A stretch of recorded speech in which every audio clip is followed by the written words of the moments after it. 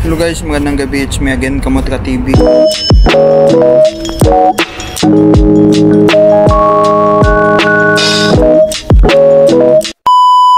Ayan, thanks so much sa mga nag-subscribe and lagi nanonood sa vlog ko. And thank you so much guys. And this video is para sa mga galing Hong Kong papuntang Macau. And marami kasi nagtatanong sa akin, mga taga Hong Kong, na pwede daw ba mag-apply dito sa Macau galing Hong Kong. Yes guys, pwede mag-apply. Pagkatapos ng contract nyo doon sa Hong Kong, punta ka dito sa Macau, tourist, automatic 30 days yun. Bibigay sa inyo ng immigration ng Macau. Kahit anong mangyari sa inyo doon sa Hong Kong, example, terminate ka, okay lang yun, punta ka dito ng Macau, exit ka. Huwag ka na mag-ano doon, huwag ka na mag-stay. Pagka-terminate mo, exit ka na ng Macau. Yan. Bago ka mag-exit ng Macau, check ka na sa sa Baikubo, Macau. Baikubo, Macau, search mo doon mga pwede mo tirahan. May mga doon, beach space, room, tingin ka doon.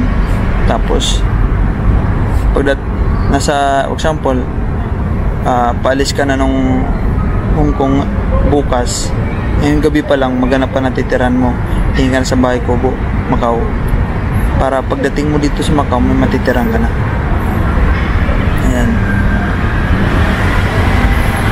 And pag tinanong ka doon sa immigration kung may matitiran ka na dito sa Macau, sabihin mo, pagdating mo na maghanap ka pa dito sa Macau ng hotel, huwag mong sabihin na may titirahan ka, may titirahan kang bahay. Sabihin mo, may nakita na ako sa Baikubo, Macau, beach space. Guys, huwag mong gagawin yan, uhulihin ka ng pulis kasi bawal yan dito. May bago ng law ngayon na Macau, nabawal na yung ganun. Kailangan nasa hotel ka. Hindi pwede yung mga magre-rent ka dito ng mga room, mga beach space. Bawal. May bago ng law yung Macau ngayon. Hindi na pwede. Pag tinanong ka, sabihin mo na may booking ka ng hotel, kabook ka ng hotel dito, or maghahanap ka pa lang. Ano? Maghahanap ka pa lang.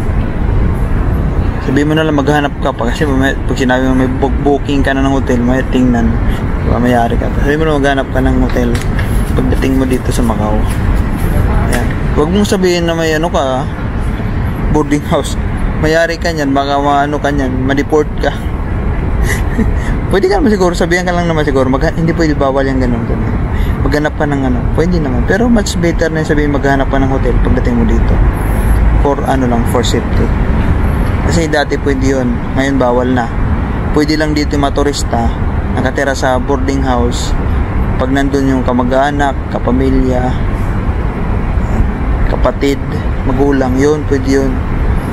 Pero yung friend mo lang, hindi pwede. Yung bagong lungay ng Macau, ganun na. Kasi yung magsusolder sa'yo niyan dito, yung may mga kamag-anak, yun yung may trabaho dito. Kasi bawal yung tourist sa bahay. Dapat yung mga tourist daw nasa hotel, doon nakatira. Yun. 30 days ka dito, 30 days ka tourist, tapos pwede ka ulit mag-extend. After 30 days, exit ka ng Hong Kong. Yun. Tapos balik ka ng Macau, 30 days ulit. Yun, bali 2 months and 20 days. Yun visa dito sa Macau. Kaya makakahanap pa naman siguro ng trabaho pag di ka mapili. Kung gusto mo DH ulit, mas maganda, mabilis dito DH, makahanap ng trabaho sa Macau. Kaso nga lang, stay in, stay out, yun yung mga dito. Kaso nga lang, mababa na ngayon yung DH. Basic nila na 44.5 ngayon, pero depende pa rin sa mga amo. Pero pwede na rin mag-DH ka na lang din doon, kasi sa Hong Kong stay in kasi doon yung mga DH kumbaga nandun ka lagi sa amo mo, sa ano mo nakikita mo lagi amo mo, di makakasawa din, di ba? So maganda stay out. At least kakalabas ka, nakagala ka pa sa gabi. Kung may pupuntahan kang ano, ang pupuntahan mo. Diba? Yun guys, pwede mag-apply dito sa Macau. Yung mga mag-apply dito sa Macau na galing Hong Kong, yan, may mga, check nyo yung vlog ko. May mga vlog ako na may agency na pwede nyo applyan. Check nyo yung channel ko guys. Yan, Kamutika TV. Check nyo yan.